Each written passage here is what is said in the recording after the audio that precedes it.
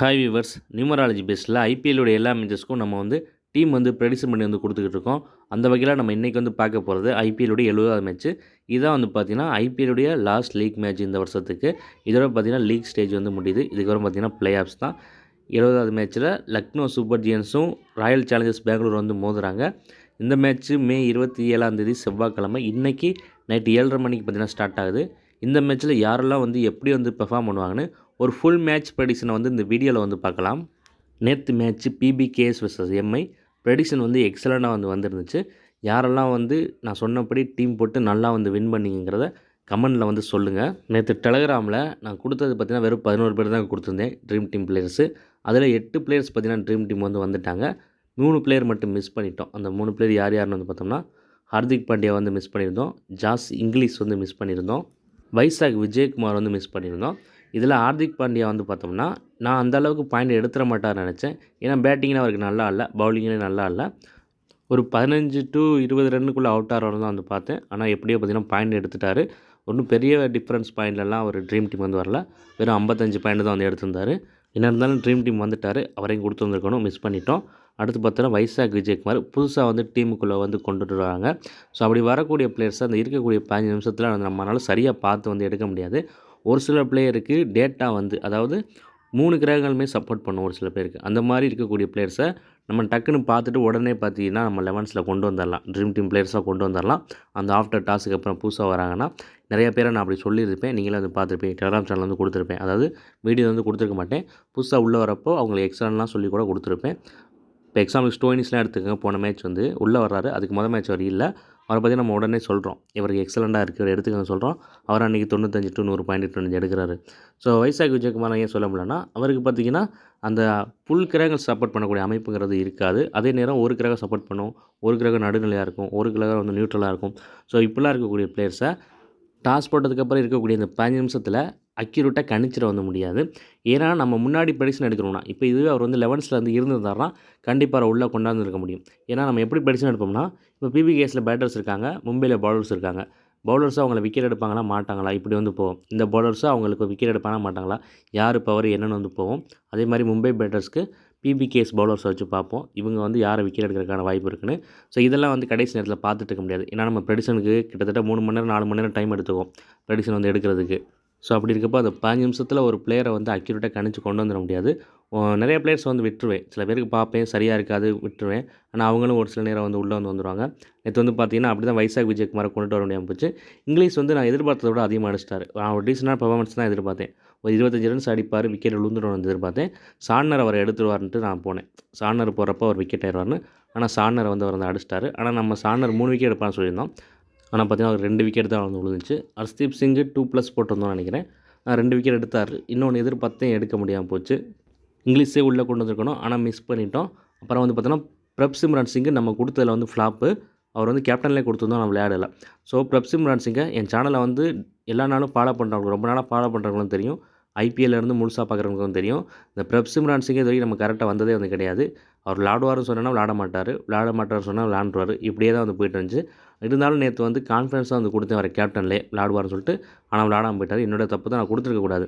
ஏன்னா நமக்கு ஒரு நாள் கூட கரெக்டாக வராத பிளேயர்ஸை நம்ம கேப்டனெல்லாம் கொடுத்து ரிஸ்க் எடுக்கவே கூடாது. ஆனால் நேற்று கொடுத்தேன், அது மட்டும் சொதப்பிடுச்சு. இருந்தாலும் பார்த்தீங்கன்னா ஸ்டார் பிளேயர் பார்த்தீங்கன்னா 5 பிளேயர் கிட்ட போட்டுப்பேன் நினைக்கிறேன்.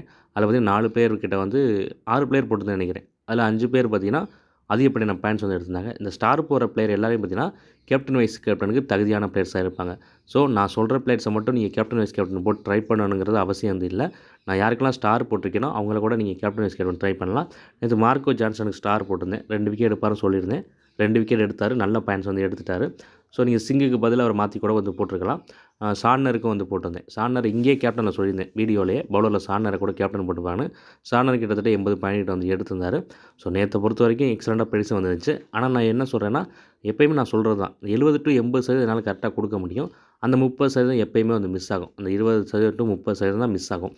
அதை நீங்கள் உங்கள் நாலேஜ் வச்சு கொஞ்சம் கரெக்ட் பண்ணி போட்டிங்கன்னா உங்களால் பெரிய ப்ரைஸ்லாம் அடிக்க முடியும். இப்போ நேற்று 8 பிளேயர் கரெக்டாக கொடுத்தோம். அந்த 3 பிளேயரை நீங்கள் மாற்றி போட்டுருந்தீங்கன்னா வின் பண்ணியிருந்துக்கலாம். நானும் முடிஞ்ச அளவுக்கு அந்த 11 பேர் கரெக்டாக கொடுக்க பார்க்குறேன். ஆனால் முடிய மாட்டேங்குது. உமன்ஸ் ஐபிஎல்லில் 10 பேர் கொடுத்தோம், ஒரு பிளேயர் மட்டும் மிஸ் ஆச்சு.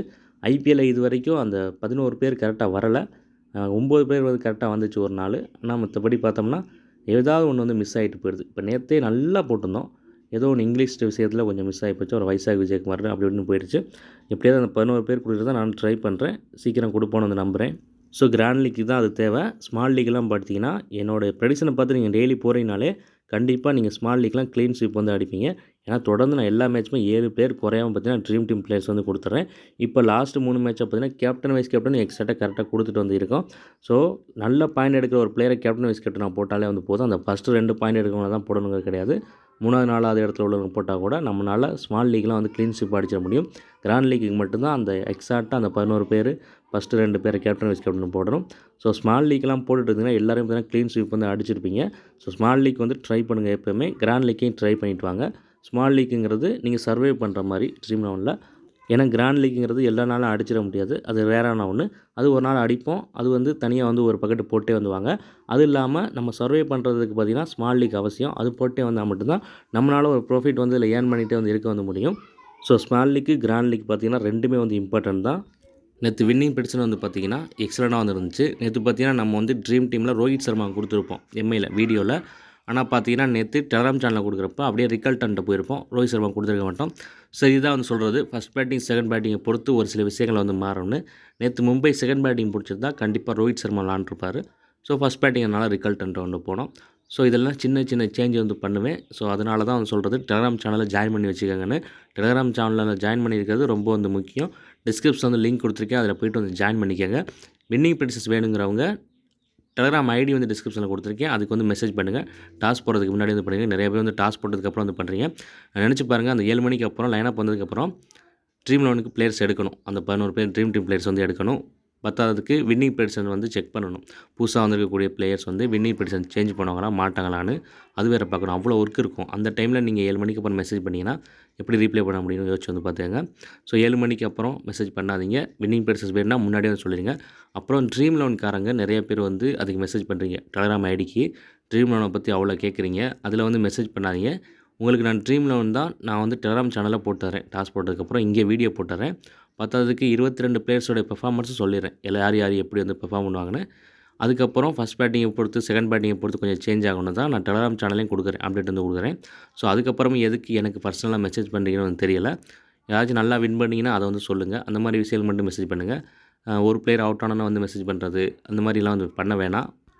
அப்புறம் முக்கியமாக வின்னிங் ப்ரெடிக்ஷன்ஸ் வேணுங்கிறவங்க ட்ரேடிங் பண்ணுறவங்க மட்டும் வந்து வின்னிங் ப்ரெடிக்ஷன்ஸ் வந்து வாங்குங்க.